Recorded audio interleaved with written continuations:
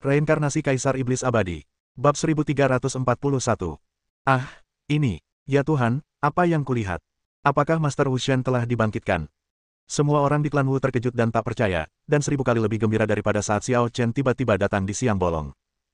Meskipun Xiao Chen diteleportasi dari lingkaran sihir dan diberi gelar utusan dewa, banyak orang, termasuk para tetua klan, tahu dalam hati mereka bahwa ini mungkin hanya kebetulan. Saat itu, Pangeran keempat masih hidup, dan kejadian Wulan menghakimi klan telah menyebabkan kepanikan di antara orang-orang, jadi mereka lebih suka mengikuti arus dan memperlakukan Xiao Chen sebagai utusan Tuhan untuk mencari kenyamanan psikologis. Kadangkala iman tidak harus ada dalam kenyataan, dan tidak perlu memberikan pertolongan berarti, yang penting iman dapat memberikan penghiburan rohani. Xiao Chen adalah utusan Tuhan palsu yang muncul secara kebetulan. Orang-orang Wu juga sangat senang. Pada saat ini, Dewa Penyihir yang sebenarnya telah bangkit, dan suasana hati para penyihir pun dapat dibayangkan. Mereka mengira itu hanya ilusi dan tidak dapat mempercayainya. Aku merasakan gairah yang telah lama hilang mengalir. Inilah arti hidup. Dewa Penyihir menghela napas panjang, seakan-akan merasakan nikmat kelahiran kembali. Sebelumnya, ia berada dalam kondisi jiwa yang setengah mati. Meskipun sadar, ia tidak merasakan denyut nadi atau energi kehidupan apapun. Sekarang, setelah menyatukan untaian esensi ini, ia memiliki tubuh, detak jantung, dan darah yang mengalir, yang memungkinkannya mengalami perasaan benar-benar hidup. Apakah dia benar-benar dibangkitkan? Xiao Chen menatap Dewa Penyihir dan tampaknya merasa ada sesuatu yang salah. Tentu saja tidak sesederhana itu.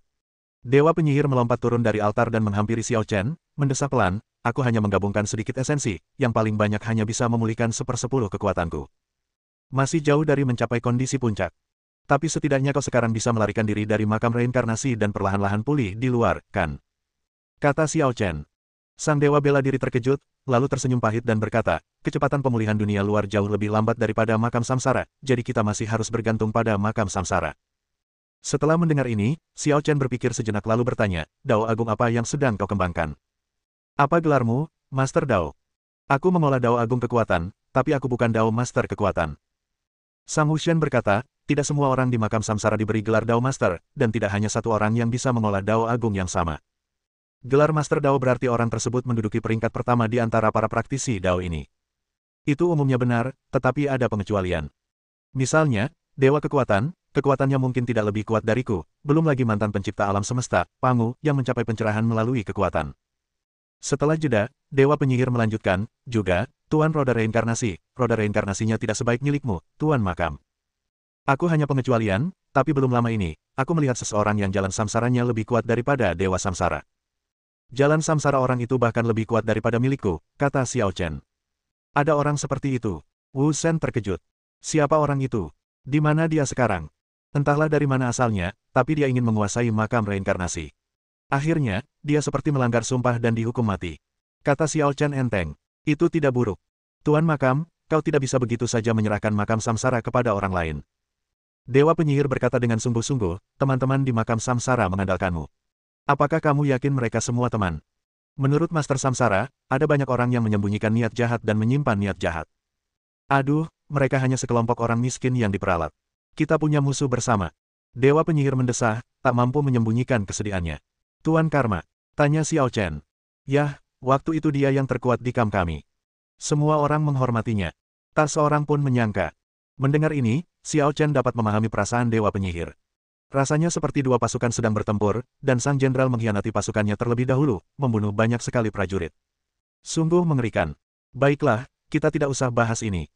Xiao Chen tidak terlalu tertarik dengan topik ini dan bertanya, ada apa dengan klan Wu?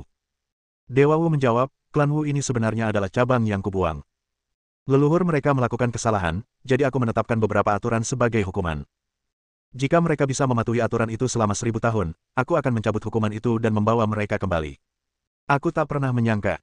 Sebelum 1000 tahun berlalu, perang pecah dan kau menderita akibatnya, jadi mereka dilupakan. Tanya Xiao Chen. Yah, mereka sudah sangat menderita. Dewa Penyihir memandang semakin banyak orang dari klan penyihir yang berkumpul di sekitarnya, dan merasa semakin bersalah. Akan tetapi, ketika anggota klan Wu mendengar ini, alih-alih merasa dirugikan, mereka semua malah merasa gembira dan tersanjung. Dewa Penyihir tidak melupakan mereka, tetapi dia terlalu sibuk dengan perang untuk mengurus dirinya sendiri. Sekarang Dewa Penyihir telah kembali, apalagi yang bisa mereka minta. Wu Renye dari klan Wu memberi penghormatan kepada Dewa Wu. Sang tetua suku berjalan maju dengan gemetar dan hendak berlutut di hadapan Dewa Penyihir. Namun, Dewa Wu melambaikan tangannya dan menggerakkan jejak kekuatan spasial, membantu tetua klan berdiri, dan bertanya, apakah Anda keturunan Wu Tianming? Wu Tianming adalah leluhur dari garis keturunan ini. Wu Tianming lah yang melakukan kesalahan, jadi Dewa Perang menghukum garis keturunannya. Ya, itu kakek buyut kami. Kata tetua itu, air mata mengalir di wajahnya. Kakek buyut kami tidak pernah menerima pengampunan dari Master Wu Shen, dan meninggal dalam depresi. Namun, jika Gao Zu tahu bahwa Master Wu Shen bersedia memaafkannya, dia pasti akan merasa lega dan terhibur, serta tidak akan menyesal lagi.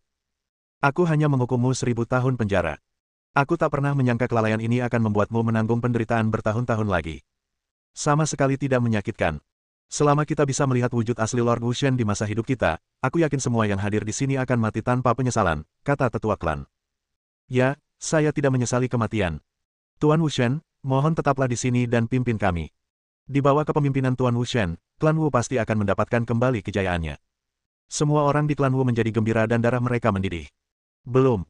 Sang Wu Shen, menghadapi kemurahan hati sukunya, menggelengkan kepalanya tanpa daya, aku belum pulih sepenuhnya, aku harus terus memulihkan diri. Tidak masalah, kita bisa menunggu. Kata tetua klan. Berapapun lamanya, kita bisa menunggu, asalkan Tuan Wu Shen tidak membenci kita. Kau terlalu lemah untuk hanya menunggu. Kau harus berlatih dengan tekun selama periode ini. Dewa penyihir berpikir sejenak dan berkata kepada tetua klan, aku akan meninggalkan beberapa metode kultivasi untukmu. Kau harus dengan sabar mengajarkannya kepada semua anggota klan. Wu-Rennya pasti akan memenuhi harapan Master Wu Shen. Tetua klan berbicara dengan hikmat, merasa bahwa tanggung jawab di pundaknya semakin berat. Namun hatinya dipenuhi dengan kebanggaan dan kehormatan. Dewa penyihir meminta Xiao Chen memberinya waktu 2 hari agar ia bisa mengajarkan Dharma kepada para tetua klan sehingga anggota klan bisa berlatih. Xiao Chen tidak punya pilihan selain setuju dan kembali ke kamarnya sendirian. Tepat pada saat ini, Wu Lan yang sedang mabuk, menggosok matanya dengan linglung dan tampak sedikit sadar. Melihat Xiao Chen mendorong pintu, tanpa sadar ia bertanya, ada apa di luar? Kenapa berisik sekali? Bab 1342. Sepertinya kamu lupa masalah penting itu. Xiao Chen menepuk kepalanya. Dewa penyihir berlari keluar dari makam samsara, dan bahkan dia terkejut untuk waktu yang lama, dan bahkan lupa tujuan dia keluar. Dia juga ingin bertanya kepada para tetua klan mengapa mereka mengatur pernikahannya dengan Wu Lan tanpa persetujuannya. Namun saat ini, sang dewa penyihir sedang mengajarkan Dharma kepada para tetua klan, jadi tidaklah pantas untuk mengganggunya. Sesuatu yang menggemparkan baru saja terjadi pada klan Wumu, dan kamu, sebagai orang suci, sama sekali tidak menyadarinya dan malah duduk di sini dalam keadaan mabuk. Xiao Chen melambaikan tangannya dan merapal mantra untuk menghilangkan bau alkohol, dan tidak bisa berkata apa-apa lagi. Aku bukan lagi orang suci. Wu Lan menggelengkan kepalanya sambil mengejek diri sendiri dan bertanya, apa yang baru saja terjadi? Sebelum menjawab pertanyaanmu, bukankah seharusnya kau menjelaskan dulu apa yang terjadi? Xiao Chen menunjuk ke arah gaun pengantin Wu Lan, lalu ke arah tata letak ruangan. Persis seperti yang kau lihat. Kita akan menikah hari ini. Kata Wu Lan tanpa emosi. Para tetua klan bilang kita bisa melewatkan upacara pernikahan dan langsung ke kamar pengantin. Xiao Chen, kau adalah utusan dewa, jadi tentu saja kau boleh menikmati semua wanita dari klan Wu kami, termasuk aku, mantan Santo. Wu Lan berkata dengan nada merendahkan diri, inilah harga yang kubayar karena menantang aturan klan Wu. Peraturan klan Wumu melarangmu berinteraksi dengan orang luar. Kalau begitu aku juga orang luar, jadi bukankah tetua klanmu juga melanggar aturan klan? Kau adalah utusan Tuhan, bukan orang luar. Wu Lan menggelengkan kepalanya. Tapi aku akan segera pergi. Kata Xiao Chen. Kau tidak bisa pergi. Wu Lan menggelengkan kepalanya. Apa kau pikir kau bisa meninggalkan klan Wu setelah menjadi menantu mereka? Maksudmu? Tetua klan mengatur pernikahan ini tanpa persetujuanmu.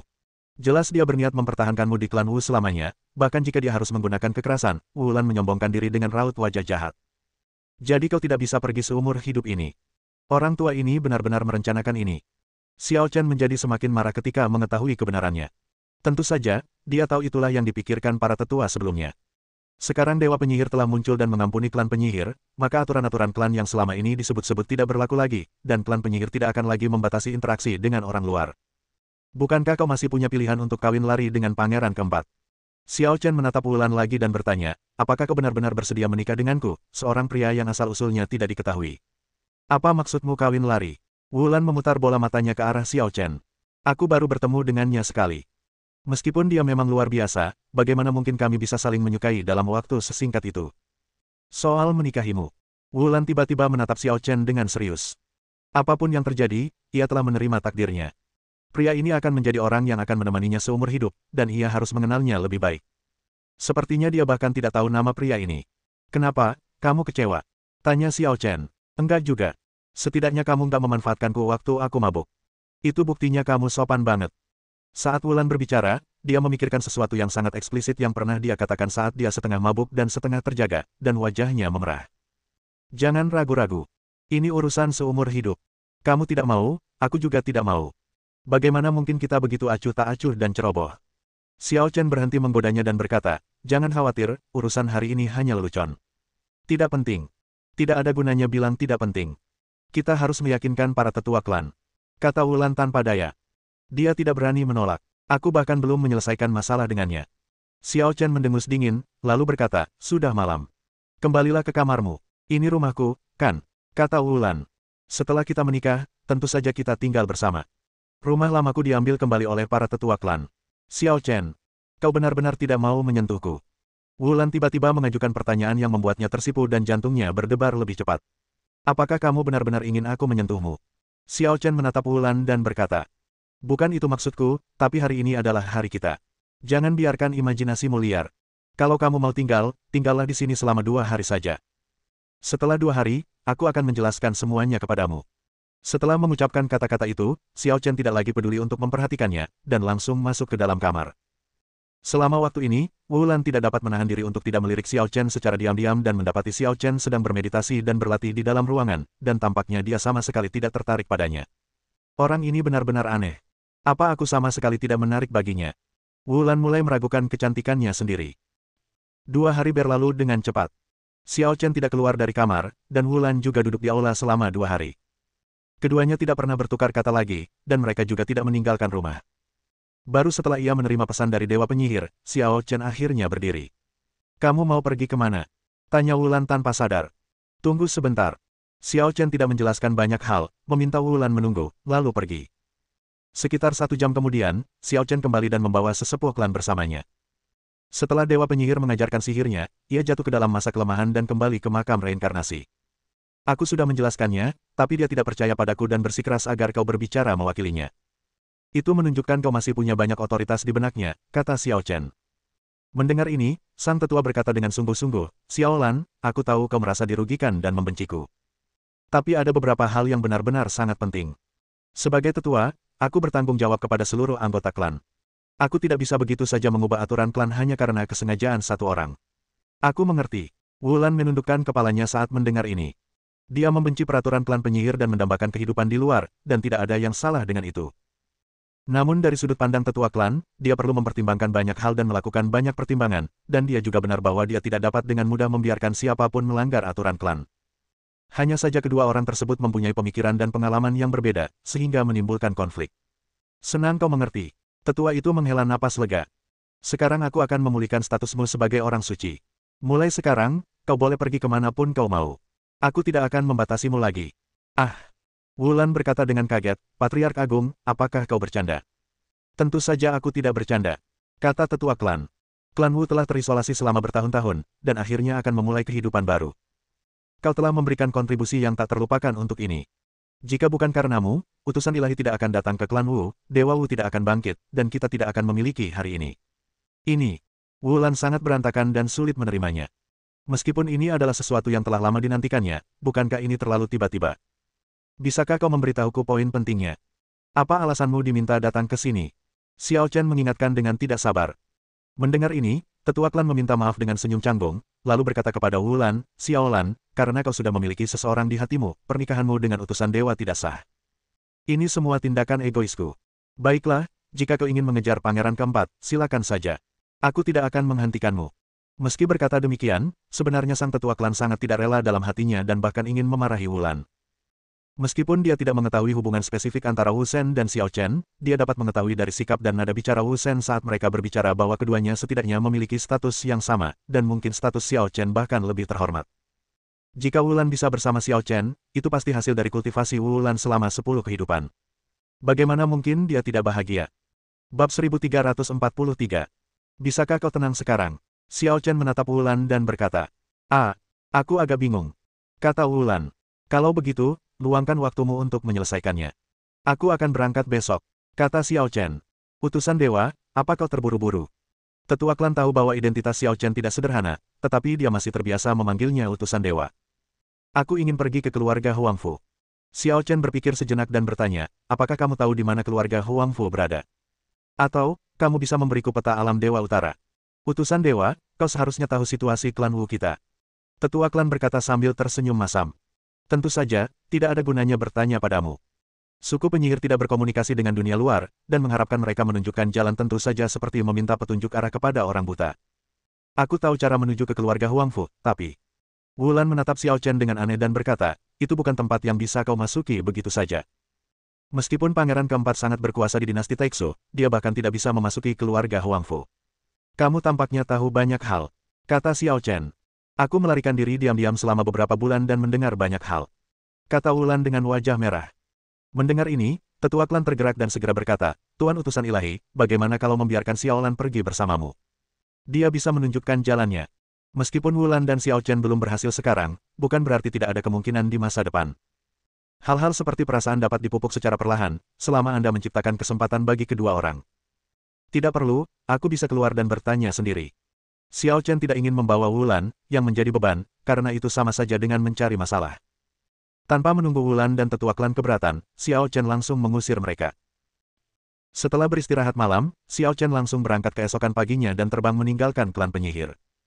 Namun dia tidak tahu harus pergi kemana, bagaikan lalat yang kepalanya terpenggal. Tak lama kemudian, cahaya biru terbang dari belakang. Itu adalah senjata sihir pesawat ruang angkasa tingkat tinggi, dengan segala macam simbol aneh yang dilukis pada lambungnya. Di haluan kapal, seorang wanita jangkung berdiri sendirian, menatap Xiao Chen sambil tersenyum. Itu Wulan. Tuan utusan ilahi, kau salah arah. Bukankah itu kebalikan dari tujuanmu? Tanya Wulan sambil tersenyum, bagaimana kalau aku yang mengantarmu? Asalkan kita bisa menemukan seseorang untuk bertanya arah, kita akan segera tahu lokasi keluarga Huangfu. Tidak akan lama, Xiao Chen membantah. Kalau begitu, utusan ilahi itu keliru, kata Wulan. Keluarga Huangfu memang terkenal di seluruh alam Dewa Utara, tetapi mengetahui keberadaan keluarga Huangfu bukan berarti kau tahu lokasi mereka, apalagi masuk ke dalam keluarga Huangfu. Bukankah aku sudah memberitahumu kemarin bahwa bahkan pangeran keempat pun tidak bisa masuk ke dalam keluarga Huangfu? Jika dia tidak bisa masuk, bagaimana kamu bisa masuk? Tanya Xiao Chen penasaran. Tentu saja aku tidak bisa masuk, tapi aku tahu siapa yang memenuhi syarat. Wulan terkekeh. Dia jenius nomor satu di dinasti Taixu. Beberapa bulan yang lalu, Alam Dewa Timur dan Alam Dewa Utara mengadakan kompetisi pertukaran jenius. Para jenius dari Alam Dewa Timur yang datang jauh-jauh dikalahkan dengan menyedihkan, dan sebagian besar dari mereka dikalahkan olehnya. Ekspresi Xiao Chen berubah saat mendengarnya. Kompetisi pertukaran telah berakhir, tetapi si jenius dari Alam Dewa Timur masih menderita kekalahan telak. Yang lebih aneh lagi, para jenius itu tidak dikalahkan oleh jenius dari keluarga Huangfu, melainkan dikalahkan oleh jenius dari dinasti Taixu. Tiba-tiba aku menyadari bahwa mungkin ada gunanya mengajakmu ikut. Xiao Chen melompat ke pesawat luar angkasa dan bertanya, apakah kamu tahu banyak tentang kompetisi pertukaran? Aku hanya mendengarnya dari desas-desus. Waktu aku menyelinap keluar beberapa bulan lalu, semua orang di dinasti Taixu membicarakannya. Siapakah orang yang mengalahkan kejeniusan alam Dewa Timur? Tanya Xiao Chen penasaran. Putri Agung Dinasti, Wenren Lingmeng. Wulan tak bisa menyembunyikan kekagumannya saat menyebut nama ini. Sebenarnya, aku tidak tahu banyak tentang pangeran keempat, dan aku tidak tahu seperti apa dia, tapi dia adik Wenren Lingmeng, jadi karena aku mencintai istriku. Xiao Chen tiba-tiba menyadari dan menatap Wulan dengan aneh, apakah kamu seorang lesbian? Apa itu, gadis gay? Wulan bingung dan sama sekali tidak mengerti kata itu. Bukan apa-apa. Xiao Chen mengganti topik pembicaraan dan bertanya, apakah kamu kenal Wenren Lingmeng ini? Yah, aku pernah secara tidak sengaja menolong tuannya, jadi dia sangat baik padaku. Kata Wulan, kau membantu tuannya. Xiao Chen terkejut. Mampu menyapu bersih para jenius di alam Dewa Timur, kekuatan Wenren Lingmeng setidaknya harus mencapai alam kaisar. Jika muridnya saja seperti ini, seberapa hebatkah gurunya? Aku tahu apa yang kau pikirkan, kata Wulan. Sebenarnya, Tuan Wenren Lingmeng tidak terlalu kuat. Sepertinya dia hanya berada di tingkat ketiga kaisar ilahi. Saat aku bertemu dengannya, kondisinya sangat buruk dan sepertinya akan pingsan. Aku hanya membantunya berjalan sedikit lebih jauh. Bisakah kaisar ilahi tingkat ketiga menjadi guru Wenren Lingmeng? Xiao Chen merasa aneh. Ya, meskipun Wenren Lingmeng jauh lebih kuat daripada gurunya, Wenren Lingmeng sangat menghormati gurunya. Ia pernah mengatakan kepada saya bahwa gurunya adalah satu-satunya kerabatnya. Namun, ia jelas seorang putri dari dinasti tersebut, dengan ayah seorang kaisar dan ibu suri, serta begitu banyak saudara laki-laki dan perempuan. Bagaimana mungkin gurunya adalah satu-satunya kerabatnya? Wulan bingung. Mungkin ada cerita khusus. Kata Xiao Chen, karena kau sangat mengenalnya, dia mungkin bisa membawaku ke keluarga Huangfu demi dirimu. Ayo kita cari dia langsung. Larangan terhadap klan penyihir telah dicabut, dan mereka diizinkan keluar bebas tanpa batasan apapun. Para tetua klan Wu baik-baik saja. Mereka terbiasa tinggal di klan Wu dan tidak beradaptasi dengan dunia luar. Namun, anak-anak muda itu berbeda. Seperti Wulan, mereka penasaran dengan dunia luar dan ingin melihatnya. Tentu saja mereka tidak berani berlari terlalu jauh sekaligus, dan pada awalnya mereka hanya bermain bersama di sekitar suku penyihir. Hei, bukankah itu pangeran keempat dinasti di sana? Sepertinya mereka. Apakah mereka masih menunggu Sang Santo? Sekelompok pemuda dan pemudi dari klan Wu kebetulan bertemu dengan pangeran keempat dan para pengawalnya saat mereka sedang bersenang-senang. Keduanya tampaknya telah menepati janji dan menunggu di luar untuk jawaban Wulan. Pangeran keempat rupanya juga memperhatikan mereka, dan melangkah maju untuk bertanya dengan rasa ingin tahu, bukankah klan Wu dilarang keluar? Kenapa kalian? Pangeran keempat, larangan klan Wu telah dicabut. Mulai sekarang, kita bisa berinteraksi dengan bebas dengan orang-orang dari dunia luar. Seorang pemuda tersenyum sopan dan sederhana. Larangannya sudah dicabut. Pangeran keempat buru-buru bertanya, bagaimana dengan Xiaolan? Ini. Pemuda itu ragu sejenak, lalu akhirnya berkata, Sang Santa dan utusan ilahi sudah pergi. Pangeran keempat tidak bisa menunggu lebih lama lagi, jadi tidak perlu membuang-buang waktunya. Kiri. Mata pangeran keempat berkilat marah saat dia bertanya, apakah maksudmu dia meninggalkan klan Wu bersama pemuda tak dikenal itu hari itu? Bukan hanya itu, Santo dan Tuan utusan Tuhan sudah menikah. Pangeran keempat, lebih baik kau tak perlu repot-repot. Kata seorang gadis muda mengkritik. Mustahil. Baru 2 hari, bagaimana mungkin mereka menikah?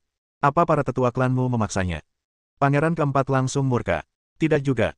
Kata gadis muda itu, utusan ilahi awalnya ingin meninggalkan klan Wu secara diam-diam, tetapi orang suci itu berinisiatif untuk mengejarnya. Mungkin orang suci itu mengejar utusan ilahi. Bab 1344. Apakah kamu percaya kebohongan ini? Pangeran keempat menganggap ini keterlaluan. Meskipun dia dan Wulan belum lama saling kenal, dia tahu betul kepribadian Wulan. Wulan mengejar anak laki-laki yang tidak diketahui asal-usulnya. Lucu sekali. Kalau kau tidak percaya, lupakan saja. Tunggu saja kalau kau mau. Mungkin setelah beberapa tahun, Sang Santo sudah cukup bersenang-senang dan mungkin akan benar-benar kembali. Gadis itu tampak acuh tak acuh terhadap pangeran keempat dan terlalu malas untuk mengatakan apapun lagi. Pangeran keempat, apa yang dikatakan adikku benar adanya. Semua orang di klan Wu tahu itu. Aku sarankan kau tidak menunggu lebih lama lagi. Itu saja yang ingin kukatakan. Selamat tinggal. Setelah pemuda dari klan Wu selesai berbicara, dia memanggil saudara perempuannya dan teman-temannya untuk pergi. Di kejauhan, samar-samar Anda dapat mendengar beberapa orang tertawa dan berbicara. Xiao Wei, mengapa kau bersikap seperti itu terhadap pangeran keempat? Tentu saja, Santo adalah yang paling cocok untuk utusan dewa.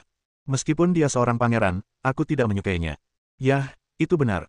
Bagaimana mungkin seorang pangeran bisa dibandingkan dengan utusan Tuhan? Jika aku akan memilih yang sama seperti Santo dan bersama utusan Tuhan.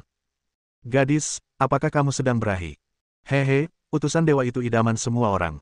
Apa salahnya sih bernafsu padanya? Ya ampun, kamu benar-benar tidak punya rasa malu. Jelas sekali bahwa kata-kata ini diucapkan kepadanya, secara tidak sengaja, yang hampir membuat pangeran keempat murka. Ia ingin segera datang dan membunuh semua orang tak berguna ini. Kalian sekelompok orang bodoh yang hina. Saat pangeran ini berkuasa, aku akan menghancurkan kalian. Para pria akan menjadi budak dan para wanita akan menjadi pelacur. Pangeran keempat merasakan hawa dingin di hatinya, tetapi ia berhasil menahannya. Kurangnya kesabaran akan merusak rencana besar. Sekarang bukan saatnya untuk marah. Yang mulia, jangan salahkan saya karena kepo. Kata pengawal tingkat 9 kaisar ilahi di sampingnya dengan nada tidak senang, Anda selalu menjadi orang yang suci. Dengan begitu banyak wanita cantik di kekaisaran, saya belum pernah melihat Anda begitu terobsesi dengan mereka. Ramuan sihir apa yang diberikan Wulan kepada Anda? Setelah hanya sekali bertemu dengannya, Anda tidak bisa melepaskannya lagi. Hai tua, menurutmu aku ini siapa? Tanya pangeran keempat, aku hanya punya sedikit rasa sayang pada Wulan. Oh, tanya Ebi, apa 7 poin lainnya? Dia kenal Wen Ren Lingmeng. Kata pangeran keempat dengan nada serius, dan mereka punya hubungan yang sangat dekat. Kalau kita bisa menangkapnya, benarkah? Tanya Helao terkejut, seolah tiba-tiba mengerti sesuatu. Pantas saja. Kalau kau bisa memenangkan Wen Ren Lingmeng, tahta pasti akan jadi milikmu. Tapi ku dengar Putri Lingmeng punya kepribadian yang dingin dan menyendiri. Bagaimana mungkin dia bisa berhubungan baik dengan Wulan? Aku tidak tahu alasan spesifiknya, tapi aku melihat mereka bersama dengan mataku sendiri. Mereka tampak seperti saudara perempuan. Mereka tidak mungkin palsu, kata pangeran keempat. Kita benar-benar perlu memahami kalimat ini. Kekuatan Putri Lingmeng saat ini akan menjadi yang terbaik bahkan jika dia pergi ke keluarga Huangfu. Yang lebih penting, dia adalah murid orang itu. Memikirkan orang itu, Hai Lao merasakan luapan emosi. Dia dulunya merupakan seorang legenda di alam Dewa Utara, dengan tingkat kultivasi yang belum pernah terjadi sebelumnya dan konon merupakan salah satu pengikut Kaisar Manusia. Namun kemudian, karena alasan yang tidak diketahui, dia berpisah dengan Kaisar Manusia dan mendirikan dinasti Taixu. Terlebih lagi, dalam 1000 tahun terakhir, kondisinya semakin memburuk, kekuatannya menurun selangkah demi selangkah, dan dia telah jatuh ke tingkat Kaisar Dewa. Tentu saja, meskipun kultivasinya telah menurun, dia masih memiliki suara dan pengaruh mutlak di dinasti Taixu. Wenren Lingmeng, sebagai muridnya, juga memiliki status yang tak tertandingi. Tidaklah berlebihan jika dikatakan bahwa selama Wenren Lingmeng secara terbuka mendukung seorang pangeran, pangeran itu pasti akan menjadi pewaris tahta berikutnya. 2 hari kemudian, Xiao Chen dan Wu Lan tiba di kota kekaisaran. Yah, aku tidak punya informasi kontak Reimu, dan aku tidak tahu apakah dia ada di kota kekaisaran. Mungkin butuh waktu untuk menemukannya, kata Wu Lan. Terakhir kali bertemu Wenren Lingmeng, dia diam-diam kabur. Mereka berdua tidak banyak menghabiskan waktu bersama, dan mereka tidak saling menghubungi setelah berpisah, jadi Wu Lan tidak yakin apakah dia bisa menemukan Wenren Lingmeng. Kamu tidak perlu mencarinya, dia sudah datang kepadamu. Xiao Chen tampaknya merasakan sesuatu dan menatap langit di atas kota kekaisaran. Benar saja, mereka segera melihat seorang wanita anggun mendekat dari jauh dan mendarat di depan mereka berdua. Wanita itu mengenakan gaun istana berwarna ungu, berwibawa dan anggun, dengan temperamen yang tenang, kulit seputih es dan seterang bulan, mata seperti bintang jatuh, dan syal sutra yang mengambang di lengannya yang merah muda dan lembut, membuatnya tampak seperti peri di surga. Tidak diragukan lagi bahwa seorang wanita akan menjadi bintang yang bersinar dimanapun ia muncul, hanya berdasarkan temperamen dan penampilannya. Seorang wanita yang tidak kalah dengan Jiang Qingyan. Xiao Chen hanya mengaguminya selama beberapa detik. Ling Meng. Ketika Wulan melihat wanita itu, dia langsung tersenyum dan sangat gembira. Wenren Lingmeng lebih merupakan seorang idola ketimbang seorang teman. Di sini bukan tempat untuk bicara, ikut aku. Wenren Lingmeng meraih tangan Wulan dan terbang ke udara bersamanya. Kau sudah melupakanku. Xiao Chen, yang masih berdiri di sana, menunjukkan depresi dan ketidakberdayaan. Wenren Lingmeng hanya melihat Wulan dari awal hingga akhir dan tidak memperhatikannya, teman Wulan. Saat Wulan melihat idolanya, dia begitu gembira hingga dia benar-benar lupa akan keberadaannya. Tentu saja, Xiao Chen tidak lambat. Ketika kedua wanita itu terbang, dia segera mengikuti mereka, tanpa suara. Siapa wanita tadi? Dia tampak begitu mempesona. Wenren Lingmeng datang dan pergi dengan cepat. Sebelum semua orang sempat mengagumi kecantikannya yang memukau, ia telah terbang pergi. Bagaikan mimpi singkat, yang berkesan sekaligus penuh penyesalan. Omong kosong, ya. Tentu saja Wenren Lingmeng, putri pertama dinasti Taixu. Kalau tidak, siapa yang punya sikap seanggun itu, dan siapa yang berani berkeliaran di kota kekaisaran dengan gegabah seperti itu? Ya, hanya Putri Reimu yang memiliki hak istimewa ini. Putri Reimu adalah seorang perempuan dan tidak tertarik pada kekuasaan, jika tidak, tahta pasti akan menjadi miliknya. Jadi itu Wenren Lingmeng yang legendaris. Pantas saja, pantas saja.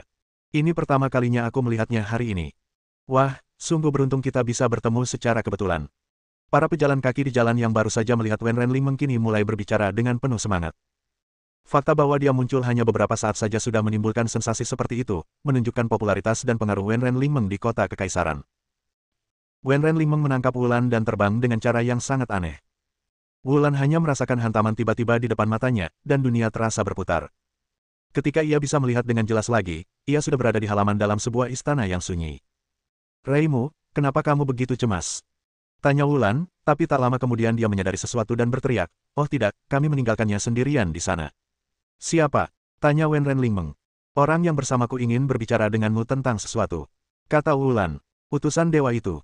Tanya Wenren Lingmeng dengan kedipan matanya. Hei, Lingmeng, bagaimana kamu tahu? Wulan terkejut. Wenren Lingmeng hendak menjawab, tetapi tiba-tiba ekspresinya berubah, dia mengejar kita. Bab 1345.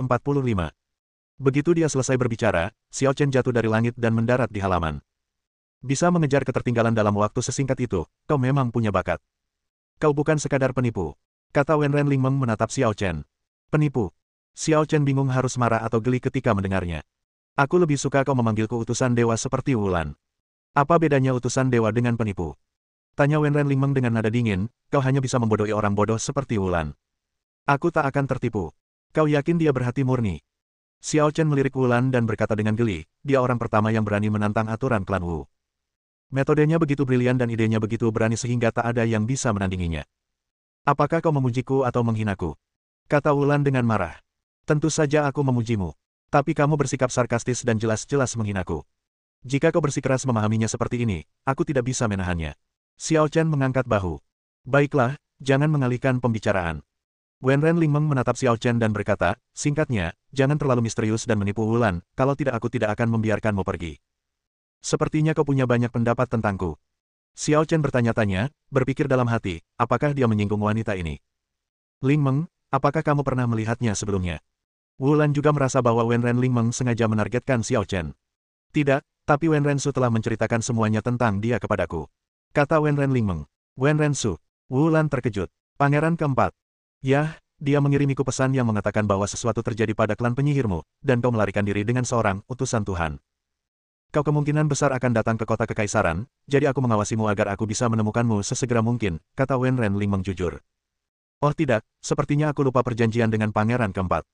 Wulan baru ingat bahwa dia pernah berkata akan memberikan penjelasan kepada pangeran keempat. Namun karena terburu-buru mengejar Xiao Chen, dia lupa bahwa pangeran keempat masih menunggunya. Jadi begitu. Xiao Chen tiba-tiba menyadari.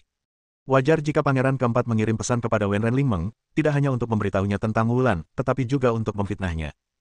Kalau orang luar tidak mengetahui hakikat gelar utusan Tuhan ini, niscaya akan menganggapnya sebagai seorang penipu yang suka menipu. Kebetulan saja klan Wu adalah ras yang berpikiran kaku, mandiri, feodalisme tradisional, dan percaya pada dewa penyihir. Membuat gelar utusan Tuhan mungkin benar-benar dapat membodohi mereka. Oleh karena itu, di mata Wenren Lingmeng, Xiao Chen hanyalah seorang penipu yang telah menggunakan beberapa cara yang tidak diketahui untuk menipu Wulan dan klan Wu. Lingmeng, sebenarnya, Wulan ingin membela Xiao Chen, tetapi dia tidak tahu harus mulai dari mana. Wulan, kau tak perlu bicara lagi, aku mengerti semuanya. Wenren Lingmeng tidak memberi Wulan kesempatan untuk menjelaskan. Ia tahu bahwa tidak akan mudah bagi seorang wanita yang tertipu untuk tersadar. Baiklah, pikirkan apapun yang kau mau, tidak masalah. Xiao Chen tidak peduli apa yang dipikirkan Wenren Lingmeng tentangnya. Ia bertanya, kudengar kau membuat gebrakan besar di kompetisi pertukaran Dewa Timur beberapa bulan yang lalu, mengalahkan serangkaian jenius Dewa Timur. Bukannya aku mau pamer, tapi karena ini kompetisi pertukaran bakat antara alam Dewa Timur dan alam Dewa Utara, tidak ada salahnya aku ikut. Apa yang ingin kau katakan? Tanya Wenren Lingmeng. Aku ingin mengatakan bahwa aku juga dari alam Dewa Timur. Xiao Chen menatap langsung ke arah Wenren Lingmeng. Oh. Tanya Wenren Lingmeng dengan heran, apakah kau datang kepadaku untuk menebus rekan-rekanmu dan menantangku? Tentu saja tidak. Aku tidak terlalu tertarik dengan kompetisi pertukaran pelajar. Aku hanya ingin bertanya tentang seseorang. Xiao Chen menggelengkan kepalanya. Wei Hao. Ji Tianyu.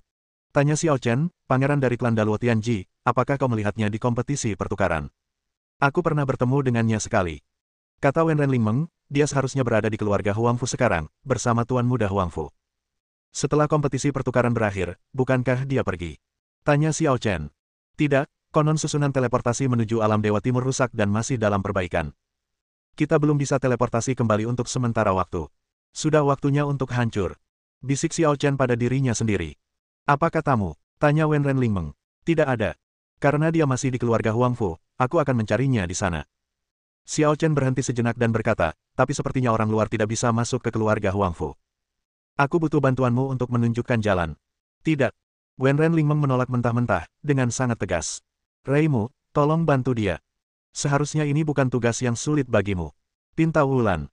Wenren Lingmeng terdiam sejenak setelah mendengar ini dan berkata, aku tidak ingin pergi ke tempat menjijikkan itu, tapi demi Wulan, aku akan mengajakmu menemui seseorang dalam beberapa hari. Dia adalah seorang jenius yang sangat bergengsi di kalangan generasi muda keluarga Huangfu, kedua setelah Tuan Muda Huangfu. Apakah kau bisa mendapatkan apresiasinya dan membiarkannya membawamu ke keluarga Huangfu tergantung pada kemampuanmu sendiri? Sangat merepotkan. Xiao Chen terdiam. Memang merepotkan. Lagi pula, keluarga Huangfu bisa dibilang satu-satunya keluarga kerajaan di alam ilahi empat arah. Latar belakangnya di luar imajinasimu dan aku. Kata Wenren Lingmeng. Baiklah, maaf mengganggumu di sini selama 2 hari ke depan. Xiao Chen melihat sekeliling halaman dan istana dan merasa lingkungannya nyaman. Wenren Lingmeng berkata, kamu boleh tinggal di sini, tapi jangan merusak apapun.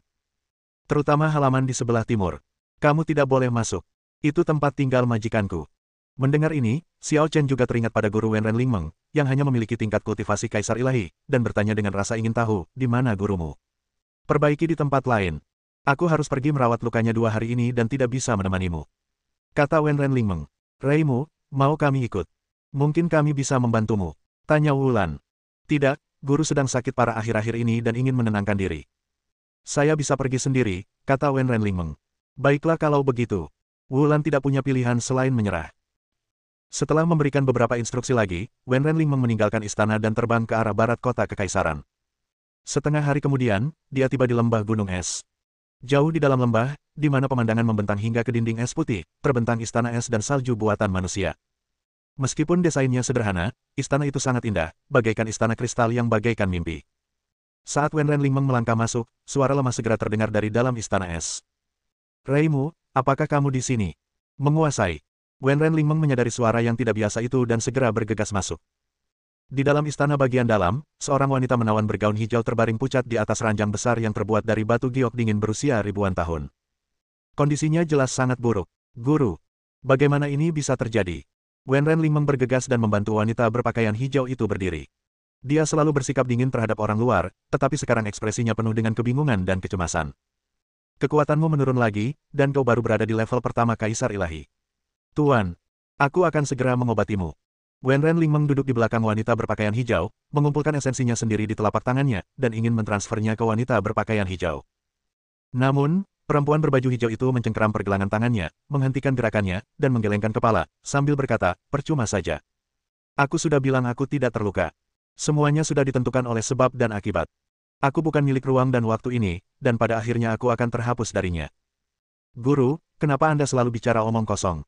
Anda manusia biasa, bagaimana mungkin Anda tidak berada di ruang dan waktu ini? Tanya Wen Renlingmeng cemas. Kau tidak mengerti. Desah wanita berbaju hijau itu. Dulu, gurumu menentang hukum alam dan melakukan perjalanan kembali ke masa lalu untuk mengubah takdirku, membawaku ke alam dewa bersama Kaisar Manusia. Namun dalam sejarah asli, Kaisar Manusia dan aku tidak memiliki hubungan apapun, sehingga menciptakan sebuah paradoks. Aku dipaksa berpindah ke ruang dan waktu ini, dan sekarang, karena reaksi sebab dan akibat, aku ditakdirkan untuk terhapus tanpa jejak. Bab 1346. Tidak, Guru, Anda akan selalu hidup di hati saya. Semua yang saya miliki saat ini adalah pemberian Guru. Apapun yang terjadi, saya tidak akan pernah melupakan Guru. Meskipun Wen Renlingmeng merasa sulit memahami apa yang dikatakan gurunya, perasaannya tidaklah salah. Dia tidak percaya ada kekuatan yang mampu menghapus jejak tuannya dalam pikirannya. Asal kau punya niat seperti itu, aku akan puas. Wanita berbaju hijau itu terkekeh, tapi senyumnya tampak sakit dan pucat. Jika Anda belum pernah terpapar pada sebab dan akibat, bagaimana Anda bisa tahu betapa dahsyatnya kekuatan sebab dan akibat? Ketika semua jejak keberadaannya terhapus, Wen Renlingmeng tidak akan menyadarinya sama sekali. Dari kesadaran dasarnya, ia tidak akan lagi memiliki guru seperti dirinya. Bukan berarti ia bisa melupakannya begitu saja karena ia tidak mau. Guru, apakah benar-benar tidak ada cara untuk memperbaiki ini? Tanya Wen Renlingmeng dengan raut wajah sedih. Guru seharusnya ikut dengan Anda, kan? Kenapa beliau baik-baik saja? Kondisinya memang tidak terlalu baik, jadi dia telah mengikuti Kaisar Manusia di alam rahasia keluarga Huangfu selama bertahun-tahun untuk berlatih. Sepertinya dia tidak terpengaruh oleh hukum sebab akibat di sana, atau setidaknya kondisinya bisa diringankan. Wanita berbaju hijau itu teringat pada kakaknya dan mendesah sedih. Paman guru begitu kejam hatinya, sampai-sampai dia meninggalkan guru sendirian di luar dan hidup bebas di keluarga Huangfu. Kata Wen Renlingmeng dengan penuh kebencian. Sebenarnya, aku tidak menyalahkannya. Dia sudah punya keluarga sendiri sekarang. Akulah yang berinisiatif meninggalkan keluarga Huangfu dan memutuskan hubungan dengannya. Setelah bertahun-tahun, wanita berbaju hijau itu telah melupakannya. Wen Renlingmeng tahu kepribadian gurunya, dia sangat keras kepala dan berkemauan keras. Karena sudah terlanjur terlibat masalah dengan keluarga Huangfu, jika dia diminta berkompromi dan menjilat keluarga Huangfu demi menyelamatkan hidupnya, dia mungkin lebih baik mati. Tuan, apa yang harus saya lakukan? Saya tidak ingin Anda pergi, Wen Renlingmeng tak mampu memikirkan solusi, ia pun menghambur ke pelukan wanita berbaju hijau itu dan mulai menangis. Saat itu, dia hanyalah seorang gadis kecil yang putus asa dan tak berdaya. Kamu sudah dewasa dan bisa berdiri sendiri. Kamu bisa hidup dengan baik tanpaku, kata perempuan berbaju hijau itu menenangkan.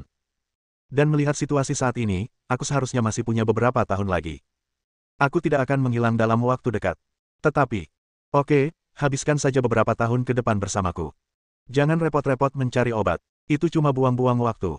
Baiklah, setelah Wulan menetap dalam 2 hari, aku akan datang ke sini untuk tinggal bersama guru. Kata Wen Renlingmeng. Wulan. Tanya wanita berbaju hijau itu, apakah dia sudah datang ke kota kekaisaran? Kenapa kau tidak membawanya menemuiku? Dia punya teman, yang kemungkinan besar bukan orang baik. Tapi Wulan ditipu olehnya tanpa menyadarinya. Aku masih memikirkan cara untuk mengungkapnya, kata Wen Renlingmeng. Bagaimana kamu tahu dia bukan orang baik? Tanya wanita berbaju hijau. Dia lebih muda dari Wulan dan aku. Dia mengaku sebagai utusan Tuhan dan membodohi orang-orang klan Wu. Apalagi yang bisa dia lakukan selain pembohong? Kata Wen Renlingmeng. Baiklah, urus sendiri. Wanita berbaju hijau itu tidak bertanya lagi. Ia memeluk Wenren Lingmeng dan berkata, sebenarnya, guru masih punya keinginan. Beliau ingin kembali ke negeri dongeng asal dan melihatnya. Setelah bertahun-tahun, saya tidak tahu sudah jadi apa. Guru, ini mudah. Di mana negeri dongeng itu? Aku akan membawamu ke sana. Kata Wenren Lingmeng segera. Wanita berbaju hijau itu menggelengkan kepalanya dan berkata, cara kembali ke alam abadi itu sederhana, tetapi jika memungkinkan untuk kembali, Kaisar Manusia dan aku pasti sudah kembali sejak lama. Wenren Lingmeng bingung ketika mendengar ini. Jika kembali ke negeri dongeng itu mudah, kenapa kita tidak bisa kembali lagi? Seolah tahu apa yang dipikirkannya, wanita berbaju hijau itu menjelaskan, negeri peri kita penuh dengan tabu. Naga leluhur Taiksu yang mengirim kita ke alam dewa berpesan agar kita tidak kembali setelah tiba di alam dewa. Kalau tidak, satu gerakan saja bisa menyebabkan bencana besar bagi negeri peri, dan bahkan menimbulkan kerusuhan di alam dewa. Ini, Tuan, semua yang Anda katakan begitu misterius. Wenren Lingmeng tidak begitu mengerti. Itu hanya negeri dongeng kecil, dia bisa menghancurkannya hanya dengan pikirannya, bagaimana mungkin itu melibatkan begitu banyak sebab dan akibat. Lagi pula, sebab dan akibat dari dimensi yang lebih rendah seharusnya tidak dapat mempengaruhi dimensi yang lebih tinggi. Bisakah negeri dongeng menimbulkan kekacauan di dunia dewa? Tidak peduli bagaimana Anda mendengarkannya, itu tidak masuk akal. Ada beberapa hal yang tidak ku mengerti, tetapi Taiksu Zulong adalah eksistensi paling misterius di dunia, dan ia tidak akan berbohong. Ketika dinasti ini didirikan, ia diperintahkan oleh Taiksu untuk mengenang kebaikan Taiksu Zulong, kata wanita berbaju hijau itu. Bagaimana dengan Tuan kami? Wenren Lingmeng tiba-tiba bertanya, Tuan, bisakah Anda menceritakan tentang Tuan kami? Anda pernah berkata bahwa Tuan kami berasal dari masa depan, melakukan perjalanan kembali ke zaman Anda, dan mengubah takdir Anda. Yah, kalau bukan karena kakek buyutmu, mungkin pamanmu dan aku akan menjalani hidup seperti manusia biasa, mengalami kelahiran, usia tua, penyakit, dan kematian. Kami tidak akan bertemu Kaisar Manusia, kami juga tidak akan sampai ke alam dewa. Seperti apa rupa guru? Berapa usianya? Tanya Wenren Lingmeng. Mendengar ini, pikiran perempuan berbaju hijau itu melayang ke sebuah ingatan yang samar. Ia tampak bingung dan berkata, aku juga tidak bisa memohon belas kasihan. Gurumu adalah orang yang sangat misterius. Ia tidak pernah menunjukkan wajah aslinya kepadaku atau pamanmu. Karena ia berasal dari masa depan, ia mungkin tidak bisa menunjukkan wajahnya di masa dan ruang itu. Jadi, aku tidak tahu apa-apa tentang penampilan, usia, atau tingkat kultivasinya. Masa depan. Guru, bukankah masa kini adalah masa depan jika dibandingkan dengan masa lalu? Apakah guru kita adalah orang di zaman kita? Wenren Lingmeng berpikir sejenak dan berkata. Mendengar hal ini, wanita muda berpakaian hijau itu gemetar hebat, napasnya menjadi agak cepat saat dia berbicara, Reimu, kau benar, mungkin. Sejak dia menyadari bahwa tuannya berasal dari masa depan, dia selalu berpikir bahwa dia tidak akan pernah melihatnya lagi. Sekarang, setelah diingatkan Wenren Lingmeng, dia tiba-tiba berpikir, mungkinkah gurunya adalah orang zaman ini? Dia tidak punya banyak waktu lagi, jadi jika dia bisa bertemu tuannya sebelum menghilang, dia tidak akan menyesal. Selama 2 hari, Xiao Chen dan Wu Lan tidak berminat keluar, jadi mereka tinggal di halaman. Wenren Lingmeng tidak mengingkari janjinya dan kembali seperti yang dijanjikan. Lingmeng, bagaimana kabar gurumu? Tanya Wu Lan dengan cemas. Tidak apa-apa. Wenren Lingmeng jelas sedang dalam suasana hati yang sangat buruk, tetapi dia berpura-pura tenang dan tidak ingin terlalu banyak membicarakannya. Luka apa yang diderita tuanmu? Tanya Xiao Chen. Kau bisa membawaku menemui tuanmu. Aku tahu sedikit tentang pengobatan, dan mungkin aku bisa mengobati tuanmu. Aku akan menganggapnya sebagai hadiah karena telah menunjukkan jalannya, jadi aku tidak perlu berutang budi padamu. Itu tidak perlu. Wenren Lingmeng menggelengkan kepalanya. Tuanku tidak terluka, jadi betapapun hebatnya pengobatanmu, itu tidak akan membantu. Soal bantuan, aku hanya membantu Wulan, bukan kau. Kalau kau ingin membalas budi, kembalikan saja padanya. Terserah kau saja. Xiao Chen mengangkat bahu, menunjukkan bahwa dia tidak peduli. Ayo pergi, aku akan membawamu mencari Huang Fuqi. Wenren Lingmeng sudah mempunyai prasangka buruk terhadap Xiao Chen, dan kondisi gurunya memang bukan sesuatu yang bisa disembuhkan dengan pengobatan medis, maka dia menolak Xiao Chen tanpa berpikir panjang. Bab 1347. Ada sebuah menara di kota kekaisaran yang disebut Menara Qiying, yang dibangun oleh dinasti kekaisaran untuk keluarga Huangfu. Tepatnya, didirikan untuk Huang Fuqi. Huang Fuqi memiliki status yang sangat tinggi di kalangan generasi muda keluarga Huangfu, kedua setelah tuan muda Huang Fuyi. Berbeda dengan Huang Fuyi yang rendah hati, Huang Fuqi memiliki kepribadian yang eksentrik dan sangat aktif. Ia sering pergi ke dinasti Taiksu untuk bermain. Untuk menyenangkan Huang Fuqi, istana kekaisaran secara khusus mendirikan Menara Qiying ini. Biasanya, ketika Huang Fuqi atau anggota keluarga Huangfu lainnya datang ke sini, Menara Qiying adalah tempat menginap mereka. Hari ini, ada pesta makan malam di Menara Qiying, yang diprakarsai oleh Huang Fuqi dan mengundang banyak pangeran dan jenius untuk hadir. Wenren Lingmeng membawa Xiao Chen dan Wu Lan ke Menara Qiying dan mendapati bahwa perjamuan belum dimulai, tetapi banyak tamu telah tiba. Putri Reimu. Begitu Wen Renlingmeng muncul, ia langsung menimbulkan sensasi di Menara Qiying. Banyak jenius maju dan menyapanya dengan ramah, atau menatapnya dengan rasa kagum, dan kagum. Kamu benar-benar populer. Xiao Chen melirik Wen Renlingmeng, tetapi yang terakhir tampak dingin dan acuh tak acuh. Tentu saja, Lingmeng adalah wanita tercantik dan orang paling berbakat di dinasti Taixu. Bahkan di keluarga Huangfu, hanya sedikit yang bisa melampaui Lingmeng. Kata Wulan bangga. Putri Lingmeng, mengapa? Mengapa kau ada di sini? Seorang pengurus yang bertugas pada jamuan malam itu berlari keluar sambil berkeringat deras, tampak ketakutan dan tergagap. Kenapa? Tidak diterima. Tanya Wen Renlingmeng. Beraninya aku. Kata pelayan itu sambil tersenyum gembira. Kalau Tuan Muda Qi tahu kau akan datang makan malam nanti, dia pasti senang sekali. Diketahui bahwa Huang Fuqi sedang mengejar Wen Renlingmeng. Hanya saja Wen Renlingmeng tidak pernah memperhatikan Huang Fuqi, dan bahkan jelas-jelas tidak menyukainya. Setiap kali Huang Fuqi datang ke dinasti Taixu, para pangeran dan putri lainnya akan berusaha menyenangkannya, tetapi Wen Renlingmeng menjauhinya, apalagi menghadiri jamuan makan yang diselenggarakannya. Oleh karena itu, kehadiran Wen Renlingmeng pada acara hari ini di luar dugaan semua orang, bahkan Huang Fuqi sendiri tidak menyangka hal itu. Saya datang tanpa diundang hari ini, dan saya membawa 2 teman. Saya ingin tahu apakah ada tempat duduk untuk kita di Qinglou. Tanya Wen Renlingmeng. Sesuai janji, saya ingin kamar pribadi. Ya, tentu saja. Jawab pengurus itu setuju. Sekalipun kita harus mengusir semua pangeran dan putri hari ini, kita harus memberi ruang bagi Wen Renlingmeng. Berat badan Wen Renlingmeng benar-benar berbeda. Kalau begitu, pimpin jalan. Kata Wen Renlingmeng ringan. Baiklah, Putri Reimu, silakan ikuti aku. Pramugara membawa mereka bertiga ke lantai 2, ke tempat duduk pribadi di dekat jendela. Ruang independen ini, mirip dengan kamar pribadi kecil, memiliki jendela di satu sisi dan 2 dinding, dan arah yang menghadap aula dihiasi dengan tirai manik-manik. Duduk di sini, Anda dapat melihat aula dengan jelas, tetapi jika orang luar tidak melihat dengan saksama, mereka tidak dapat melihat apa yang terjadi di dalam sama sekali. Memang lokasinya bagus sekali. Tempat ini bagus. Kata Xiao Chen puas. Manajer itu tertegun dan menatap Xiao Chen dengan serius, merasa sedikit tidak yakin tentang identitas Xiao Chen. Karena dia sudah puas, ayo kita ke sini. Kapan Huang Fuqi akan datang? Tanya Wen Renlingmeng. Perjamuan akan dimulai paling lama setengah jam lagi, dan Tuan Muda Qi pasti akan ada di sana. Kata manajer itu. Baiklah, aku mengerti. Ayo, mulai. Oke. Pelayan itu pergi dan mereka bertiga duduk. Lingmeng, kamu dan Huang Fuqi itu. Wulan baru mengenal Wen Renlingmeng dalam waktu singkat, jadi dia tidak tahu apa yang tengah terjadi antara dia dan Huang Fuqi, tetapi dia telah mendengar gagasan umum dari diskusi banyak orang tadi.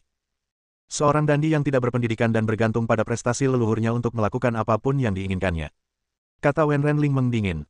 Bagaimana mungkin orang seperti itu layak untukmu, Lingmeng? Wulan langsung menunjukkan ekspresi jijik, seolah-olah dia tidak menyangka bahwa pangeran kelas 2 dari generasi muda keluarga Huangfu akan memiliki karakter seperti itu. Xiao Chen, Lingmeng telah berkorban besar kali ini. Bukankah seharusnya kau menunjukkan rasa terima kasihmu? Wulan menatap Xiao Chen dan berkata, kalau bukan karenamu, Lingmeng tidak akan pernah bergaul dengan orang seperti itu. Aku bilang padanya aku akan membantunya merawat tuannya, tapi dia tidak menghargainya. Apa yang bisa kulakukan? Tanya Xiao Chen polos. Lingmeng, kenapa kamu tidak membiarkan Xiao Chen mencobanya? Mungkin akan ada keajaiban, kata Wulan. Tidak perlu, guru tidak terbiasa berinteraksi dengan orang asing. Wen Renlingmeng tetap tidak berubah. Lihat, dia keras kepala sekali. Kata Xiao Chen, dia bahkan bilang guru adalah satu-satunya kerabatnya. Dia lebih suka melihat guru menderita daripada membiarkannya sembuh. Kau bahkan tidak tahu alasannya, jadi apa hakmu untuk menghakimi? Wen Renlingmeng dipukul di bagian yang sakit dan tiba-tiba menjadi marah, menatap Xiao Chen dengan dingin. Xiao Chen, berhenti bicara. Wulan melirik Xiao Chen lalu menenangkan Wen Renlingmeng. Lingmeng, Xiao Chen tidak bermaksud begitu. Jangan dimasukkan ke hati. Wen Renlingmeng juga menyadari hilangnya ketenangannya sendiri dan segera mendapatkan kembali ekspresi normalnya, sepenuhnya menahan emosinya seolah-olah tidak ada yang terjadi. Kau mencari masalah. Xiao Chen tidak tahu harus berkata apa. Terjadi keheningan panjang di antara mereka bertiga, dan tak seorang pun berbicara. Sampai seseorang yang tak terduga muncul. Xiao Lan, saudari. Wen Rensu menyingkirkan tirai manik-manik dan berjalan masuk ke ruang pribadi, sambil tersenyum hangat. Aku penasaran siapa yang begitu mengesankan sampai-sampai duduk di tempat yang telah disiapkan Tuan Muda Qi untukku. Jadi, kau, pangeran keempat. Wulan langsung kehilangan ketenangannya dan menjadi gelisah saat melihat Wen Rensu. Xiao Lan, kau benar-benar menyakiti hatiku. Kau datang ke kota kekaisaran sendirian tanpa memberitahuku. Tanya Wen Rensu. Maafkan aku. Wulan tidak tahu bagaimana menjelaskannya. Lupakan saja. Wen Rensu tertawa lagi, melihat anggota klanmu tidak lagi mempersulitmu, aku merasa jauh lebih tenang. Wen Renlingmeng menatap Wen Rensu dan bertanya dengan acuh tak acuh, apakah ini tempat dudukmu? Awalnya ini milikku, tapi karena kamu di sini, ini milikmu. Tapi aku tidak punya tujuan sekarang, apa kamu keberatan kalau aku ikut? Tanya Wen Rensu sambil tersenyum, tempat ini pas untuk 4 orang. Tanya saja pada mereka. Kata Wen Renling mengringan. Aku tidak keberatan. Kata Wulan sambil menatap Xiao Chen lagi. Aku tidak peduli. Xiao Chen tidak tertarik pada Wen Rensu, tetapi dia tidak dapat menemukan alasan untuk menolak. Terima kasih. Wen Rensu duduk di hadapan Wulan dan Xiao Chen, membungkuk kepada Xiao Chen, dan berkata, terakhir kali aku melihatmu di klan Wu, aku tahu kau bukan orang biasa.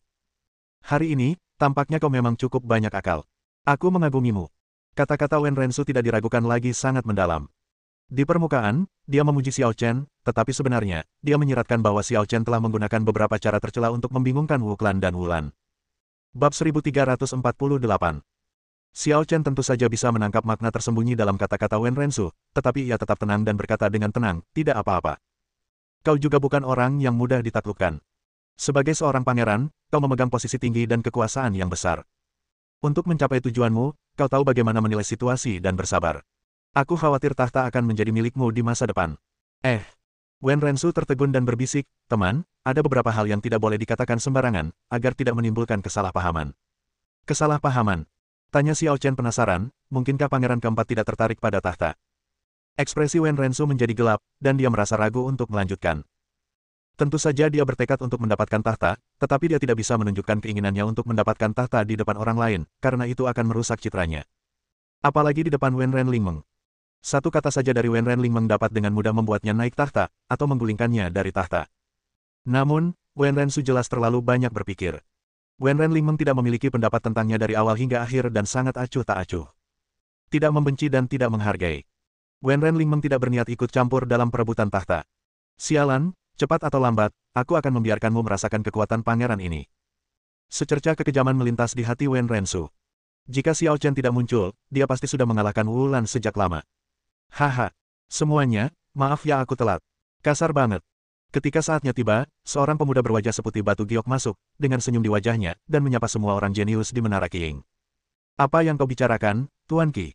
Waktunya tepat sekali. Temui Tuan Qi.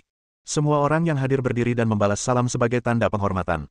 Pada saat ini, pengurus itu bergegas menghampiri pemuda berwajah pucat itu dan berbisik di telinganya, Tuan Qi, Putri Lingmeng juga ada di sini. Benarkah? Huang Fuqi langsung waspada dan berseri-seri karena gembira saat mendengar ini. Tidak ada yang lebih menarik daripada kedatangan Wen Renlingmeng untuk mendukungnya. Tentu saja benar, ada di ruang pribadi di lantai 2. Kata pelayan itu. Hebat. Huang Fuqi begitu terkejut dengan kejutan ini hingga dia tidak dapat menahan diri dan ingin segera naik ke lantai 2. Tetapi dia segera menyadari bahwa dia telah kehilangan ketenangannya. Dengan begitu banyak orang yang mengawasinya, dia harus berhati-hati tentang identitasnya. Lagi pula, Wen Renlingmeng sudah terlalu sombong. Sekeras apapun ia berusaha menyenangkan Wen Renlingmeng selalu meremehkannya. Sangat tidak biasa Anda datang ke sini tanpa diundang hari ini. Baru-baru ini dia mempelajari beberapa nasihat dari Tuan Muda Huang Fu, yang mengatakan kepadanya bahwa ketika mendekati seorang wanita, seseorang seharusnya tidak terlalu rendah hati, tetapi harus bangga dengan statusnya dan membiarkan wanita itu melihat kemampuannya.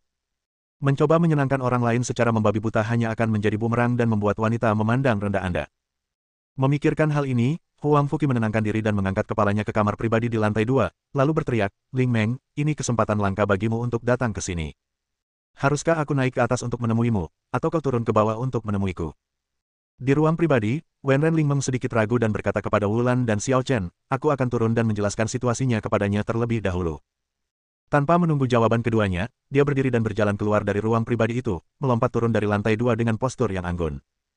Terdengar lagi seruan di Qinglou, dan sekilas obsesi melintas di wajah Huang Fuqi, tetapi dia segera menyembunyikannya. Dia harus menjaga ketenangan dan martabatnya, dan dia harus meningkatkan profilnya sehingga Wen Renlingmeng akan memandangnya dengan kekaguman. Alangkah hebatnya jika kita bisa menghancurkan kesombongan Wen Renlingmeng. Ling Meng, sudah lama aku tidak melihatmu. Kau semakin cantik saja. Puji Huang Fuqi sambil tersenyum, tapi tidak ada yang datang menemuiku tanpa alasan. Kau datang menemuiku hari ini, jadi kau pasti ada urusan lain, kan? Kamu sudah banyak berubah. Kata Wen Renlingmeng acuh tak acuh, aku memang butuh bantuanmu hari ini. Oh. Ada apa? Huang Fuqi terkejut. Wen Renlingmeng benar-benar meminta bantuannya. Saya punya teman yang ingin pergi ke rumah keluarga Huang Fu. Bisakah kamu mengajaknya? Tanya Wen Renlingmeng. Pergi ke keluarga Huang Fu. Huang Fuqi mengangkat alisnya dan bertanya dengan rasa ingin tahu, pria atau wanita. Apakah ada perbedaan? Tentu saja ada perbedaannya, kata Huang Fuqi, bagi wanita, itu tidak masalah, tapi bagi yang sulit, itu tidak mungkin. Wenren Lingmeng mengerutkan kening, anggap saja ini sebagai hutang budi padamu. Dengan sukarela berhutang budi padaku. Lingmeng, ini sungguh tidak seperti karaktermu. Huang Fuqi tiba-tiba tersenyum sinis, tapi ini juga berarti temanmu benar-benar laki-laki. Mendengar ini, semua orang di Menara Qiying mulai membicarakannya. Wenren Lingmeng memiliki kepribadian yang dingin, suka menyendiri, dan sangat tertutup. Ia hampir tidak memiliki teman sesama jenis, jadi di mana ia bisa menemukan teman lawan jenis. Terlebih lagi, dia bersedia berutang budi pada Huang Fuqi untuk teman lawan jenisnya ini. Teman ya teman. Ini tidak ada hubungannya dengan gender. Setuju atau tidak? Tanya Wenren Lingmeng. Saya menolak. Huang Fuqi berkata terus terang. Ketika Wenren Lingmeng mendengar ini, ekspresinya berubah. Dia tidak pernah menyangka bahwa kepribadian Huang Fuqi telah berubah setelah beberapa lama tidak bertemu dengannya. Lupakan saja. Wenren Lingmeng merasa bahwa dia telah melakukan yang terbaik dengan melakukan hal ini. Tidak ada yang bisa dia lakukan jika Huang Fuqi menolak. Maaf, Tuan Qi, saya sedikit terlambat. Tiba-tiba, disertai suara yang lantang, seorang pemuda jangkung dan tampan berjalan memasuki Menara Qiying dan langsung menemui Huang Fuqi untuk menyampaikan permintaan maafnya. Wenren Lingmeng. Pemuda heroik itu tiba-tiba melewati Huang Fuqi dan tatapannya tertuju pada Wenren Lingmeng.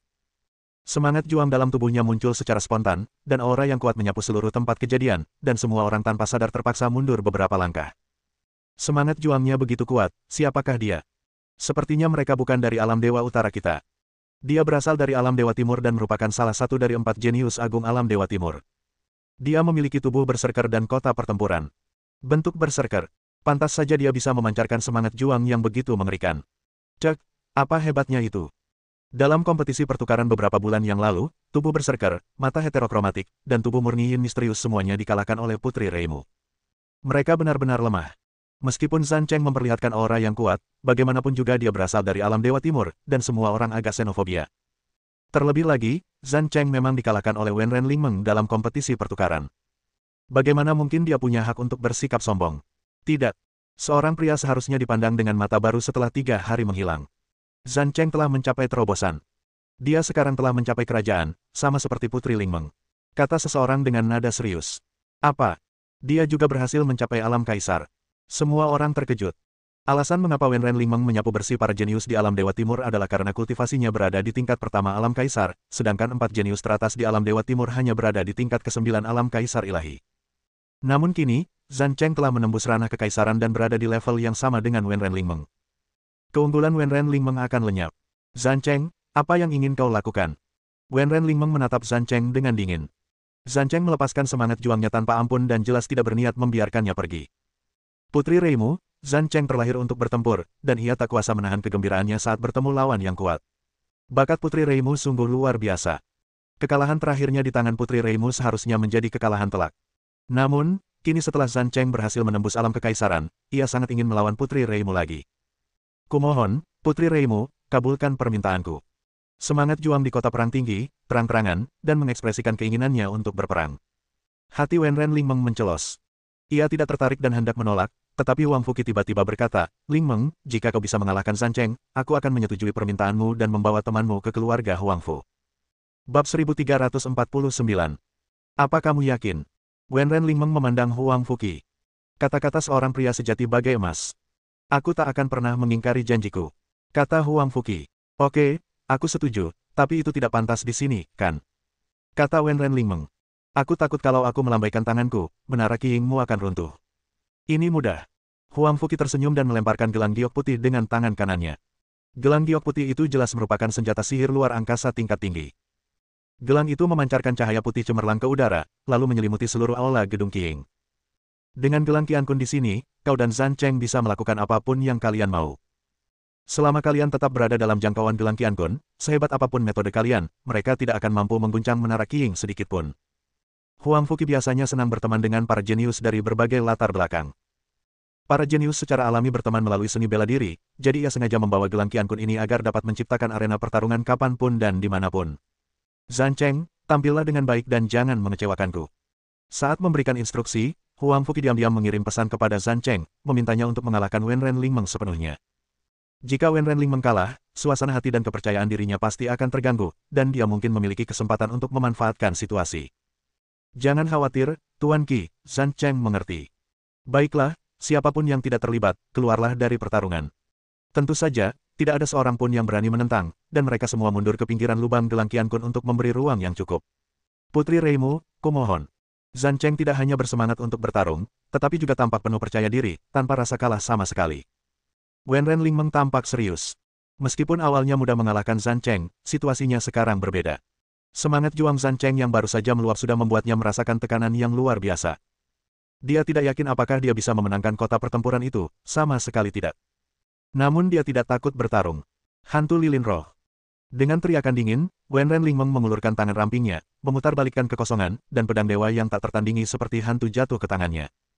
Pedang legendaris yang dimiliki Putri Reimu, Hantu Lilin Roh. Nama yang indah, pedang yang indah. Semua orang menatap pedang ajaib yang muncul di tangan Wenren Lingmeng, hati mereka berdebar kencang dan mereka memujinya tanpa henti. Pedang terindah dan orang terindah sungguh merupakan pasangan yang serasi di surga. Aku bahkan tidak melihat Putri Reimu menghunus pedang terakhir kali. Sepertinya kali ini, Battle City cukup beruntung. Zhan Cheng tahu bahwa Wenren Lingmeng serius. Ia bersemangat tinggi, darahnya mendidih, tubuh berserkernya aktif sepenuhnya, dan tulang serta pembuluh darahnya seakan dialiri petir yang tak terhitung jumlahnya, melepaskan potensi yang luar biasa. Pertempuran liar 8 kehancuran. Sebuah pukulan dilepaskan, arus listrik melesat keluar, dan kekuatan yang mendominasi mengguncang ruang dan menyerbu langsung ke arah Wenren Lingmeng. Meskipun ini merupakan percobaan pertama dan rute serangannya sangat mudah, kekuatan absolutnya tetap tidak bisa diremehkan. Ilusi surgawi Sakura Ilahi. Meskipun Wenren Lingmeng menggunakan pedang, tampaknya itu bukan ilmu pedang biasa. Hantu lilin spiritual di tangannya berputar dan berputar, seolah-olah dunia mimpi telah turun dalam sekejap, dan bunga sakura merah muda yang indah melayang di udara tanpa alasan. Pukulan Zhan Cheng berhasil menerbangkan bunga sakura, tetapi kekuatannya pun melemah, seolah-olah ia telah memukul bola kapas. Tiba-tiba cahaya pedang mendekat. Zhan Cheng hanya merasakan kilatan di depan matanya, dan dia sudah tertusuk di dada. Tertawa. Darah berceceran. Zhan Cheng terluka. Semua orang berseru. Bukankah ini terlalu cepat? Bisakah menahan satu pukulan? Sudah kuduga. Orang ini terlalu melebih-lebihkan kemampuannya sendiri. Aku tidak membangunkannya terakhir kali, dan kali ini dia akan mempermalukan dirinya sendiri. Putri Reimu, hebat sekali. Terdengar tawa di adegan itu. Saya pikir Zhan Cheng telah menerobos ke wilayah kekaisaran dan penuh percaya diri, sehingga dia bisa tampil luar biasa, tetapi ini hasilnya. Diam, pertarungan baru saja dimulai. Pemenangnya masih harus ditentukan. Teriak Huang Fuqi dengan ekspresi jenaka di wajahnya. Faktanya, ketika Wenren Lingmeng menikam Zhan Cheng dengan pedang, ia tidak merasa telah memenangkan pertempuran. Sebaliknya, raut wajahnya menjadi lebih serius. Anda. Ujung pedang hantu Lingzu menusuk tubuh Zhan Cheng setengah inci, tetapi hanya mampu menembus setengah inci ini. Wenren Ling bermimpi untuk melangkah lebih jauh, tetapi hal itu mustahil dilakukan. Putri Reimu, aku harus mengingatkanmu bahwa darah dan rasa sakit akan merangsang kebugaran fisikku. Kau gagal melukaiku sampai mati, dan itu adalah kebaikan bagiku. Dengan senyum dingin, momentum kota perang meledak. Peng! Pedang Wenren Lingmeng langsung terpental, dan seluruh tubuhnya pun terkena kekuatan yang luar biasa. Ia tiba-tiba mundur 3 kaki dan menghantam lingkaran cahaya gelang Qian Kun. Tinggal selangkah lagi dan aku keluar. Lalu, lanjutkan. Rambut hitam Zhan Cheng berantakan, tubuhnya kekar dan kuat. Ia melancarkan pukulan demi pukulan, dan suara dentuman keras terus meledak, seperti ombak, yang satu lebih tinggi dari yang lain. Ketika Wenren Lingmeng melihat ini, ekspresinya sedikit berubah dan dia menjawab dengan tergesa-gesa. Dalam sekejap, mereka bertarung beberapa kali. Peng, peng. Meskipun gerakan Wenren Lingmeng licik dan gerakannya bervariasi dengan cerdik, yang memungkinkannya tetap tak terkalahkan untuk sementara waktu, dia jelas sangat pasif dan sepenuhnya ditekan oleh Zhan Cheng. Bagaimana ini bisa terjadi? Banyak orang di tempat kejadian tercengang dan tidak dapat menerimanya. Jika begini terus, Wenren Lingmeng pasti akan kalah, kan? Bukankah kau melukai Zhan Cheng hanya dengan satu tebasan pedang sebelumnya? Kenapa dia begitu pasif sekarang? Seharusnya saling memberi dan menerima, Putri Reimu pasti bisa membalikkan keadaan. Tidak, kota pertempuran semakin kuat. Jika Putri Lingmeng bersikap pasif, akan sulit baginya untuk membalikkan keadaan. Apakah Putri Reimu akan kalah? Tidak mungkin. Putri Lingmeng mencapai alam kekaisaran lebih dulu, jadi dia seharusnya lebih kuat dari Zhan Cheng. Bagaimana mungkin dia lebih lemah dari Zhan Cheng? Banyak orang mulai khawatir. Mereka sangat enggan melihat Wenren Lingmeng dikalahkan, terutama oleh kejeniusan alam Dewa Timur. Di ruang pribadi di lantai 2, Xiao Chen, Wulan dan Wenren Su juga menyaksikan pertempuran itu, masing-masing dengan pikiran yang berbeda. Xiao Chen, menurutmu, Lingmeng bisa menang? Tanya Wulan cemas. Aku tidak bisa menang. Xiao Chen menggelengkan kepalanya. Zhan Cheng jauh lebih kuat darinya. Bagaimana mungkin? Wulan berkata tak percaya, bukankah Zhan Cheng baru saja menerobos ke alam kaisar? Dia pasti lebih lemah dari Lingmeng. Kau lupa kalau Zhan Cheng punya fisik petarung yang liar, terlahir untuk bertempur. Semakin sering ia bertarung, semakin liar pula ia jadinya. Jika lawan selevelnya tidak bisa menekannya di awal, mereka akan merasa semakin tak berdaya seiring berjalannya pertempuran. Xiao Chen berkata, dalam pertempuran ini, tak diragukan lagi Wen Renlingmeng akan kalah. Selama kompetisi pertukaran, Wen Renlingmeng menyapu Zhan Cheng, Jiang Qingyan, Ying Tianlin dan Seng Langtian dengan tingkat kultivasinya yang tinggi, tetapi ia sendiri tidak memiliki fisik atau bakat khusus. Sekarang, Zhan Cheng telah mengejarnya dalam hal wilayah, dan Wen Renlingmeng akan kehilangan semua keunggulannya dalam sekejap dan tidak akan mampu lagi bersaing dengannya. Hal yang sama berlaku untuk Jiang Qingyan, Seng Langtian, Ying Tianlin dan lainnya. Apakah kita benar-benar akan kalah? Wulan dipenuhi rasa cemas. Dengan begitu banyak orang yang menonton, jika Wen Renlingmeng kalah, reputasinya niscaya akan anjlok, dan ia bahkan mungkin diejek dan dikucilkan oleh orang-orang seperti Huang Fuqi. Xiao Chen, adakah cara untuk membantu Ling Meng? Kejadian ini disebabkan olehmu dan aku, jadi kita juga harus bertanggung jawab. Wulan menatap Xiao Chen dengan memohon. Yah, sebenarnya tidak terlalu sulit untuk menyelamatkannya. Kata Xiao Chen sambil menatap Wen Rensu dan berkata, Pangeran keempat, aku butuh bantuanmu. Wen Rensu terkejut. Meskipun ia sangat membenci Xiao Chen, ia harus bekerja sama saat ini. Maka ia tersenyum dan berkata, jika kau benar-benar bisa membantu adikku keluar dari situasi ini, aku akan melakukan apapun untukmu. Apakah kamu yakin? Tanya Xiao Chen. Tentu saja. Wen Rensu mengiyakan. Baiklah kalau begitu. Aku ingin pangeran keempat berperan sebagai penjahat sekali ini. Kita akan menyelinap masuk dan berpura-pura terlibat konflik untuk mengganggu pertarungan mereka. Awas, itu akan datang. Tiba-tiba, Xiao Chen mengangkat tangannya dan menamparkan kepala Wen Rensu. Peng! Wen Rensu menderita pukulan berat dan tubuhnya terlempar keluar dari ruang pribadi dan jatuh di aula, menghantam bagian tengah lapangan. Kejadian tak terduga itu mengagetkan Zhan Cheng dan Wen Renlingmeng pada saat yang sama, dan mereka pun berhenti berkelahi. Semua orang di tempat kejadian tercengang sesaat, menatap kosong ke arah Wen Rensu yang terbaring di tanah. Bab 1350. Pangeran keempat. Banyak orang di tempat kejadian segera mengenali Wen Rensu dan menatapnya dengan aneh. Bagaimana bisa pangeran keempat terbang turun dari lantai 2 dan jatuh tertelungkup? Pertarungan antara Zhan Cheng dan Wen Renlingmeng semakin sengit. Sangat seru dan hasilnya akan segera ditentukan. Lalu, kau melakukan ini. Apakah kau melakukannya dengan niat murni? Wen Rensu, apa yang sedang kamu lakukan? Huang Fuqi juga tampak sangat tidak senang dan memanggil Wen Rensu dengan nama lengkapnya. Di hadapannya, seorang pangeran biasa bukanlah apa-apa. Tuan Qi, bukan aku yang membuat masalah, tapi seseorang memukulku. Wen Rensu merasakan sakit yang membakar di wajahnya, hatinya terbakar amarah, dan dia ingin membunuh seseorang. Anak itu benar-benar berani memukulnya dan membuatnya tampak malu. Siapa yang berani memukulmu di Menara Qiying? Siapa yang berani memukulmu saat ini? Teriak Huang Fuqi dengan marah. Dia ada di kamar pribadi di lantai 2. Tuan Qi, Anda harus mengambil keputusan untuk saya. Wen Rensu berpikir cepat dan langsung teringat untuk berpegangan pada Huang Fuqi. Jika Huang Fuqi marah dan menyerang Xiao Chen, tidak peduli monster macam apa Xiao Chen, dia akan dikuliti hidup-hidup. Kamar pribadi di lantai 2. Huang Fuqi tertegun dan menatap Wen Renlingmeng dengan bingung. Semua orang juga berpikir, bukankah kamar pribadi di lantai 2 tempat Wen Renlingmeng tinggal? Mungkinkah orang yang memukul Wen Rensu adalah teman yang disebutkan Wen Renlingmeng? Lingmeng, ini teman yang kamu sebutkan, kan? Haha, aku agak penasaran. Huang Fuqi mencibir. Zhan Cheng, pergilah ke lantai 2 dan undang teman itu turun agar aku bisa melihatnya lebih jelas. Mendengar ini, Zhan Cheng hendak terbang ke atas. Tidak. Di ruang pribadi di lantai 2, tirai manik-manik disingkirkan, dan Xiao Chen berjalan perlahan ke koridor, menatap Huang Fuqi. Xiao Chen, mengapa kau memukul pangeran keempat? Wulan juga bergegas keluar dari kamar pribadi, tampak cemas. Baru saja Xiao Chen tiba-tiba menyerang, Wen Rensu tidak bereaksi, dan tertegun cukup lama. Bukankah aku sudah mendapat persetujuannya? Kata Xiao Chen, itu hanya akting, jangan dianggap serius. Pangeran keempat setia dan berani, rela berkorban. Semangatnya mengagumkan. Wulan, aku mengagumi nenekmu, umpat Wen Rensu. Pangeran keempat, kenapa kau begitu tidak beradab? Bukankah kau baru saja bilang kau bisa melakukan apa saja? Sekarang aku memintamu untuk berakting, dan kau merasa sangat dirugikan. Tegur Xiao Chen. Akting. Tanya Huang Fuqi dengan tatapan jenaka, sobat, drama apa yang kamu dan Wen Rensu mainkan? Pangeran keempat dan Putri Lingmeng memiliki hubungan persaudaraan yang erat. Melihat Putri Lingmeng hampir kalah, dia ingin menyelamatkannya, jadi dia memintaku untuk memukulnya dengan telapak tangan. Dia pun jatuh dari atas, menciptakan kekacauan, dan tentu saja pertarungan berakhir. Kata Xiao Chen dengan nada serius. Kau bicara omong kosong. Bagaimana mungkin aku memintamu memukulku? Wen Rensu sangat marah sampai muntah darah. Anak ini sekarang menyalahkannya. Wulan juga tercengang, berpikir bahwa Xiao Chen pasti tidak menyukai pangeran keempat dan sengaja membuatnya terlihat buruk.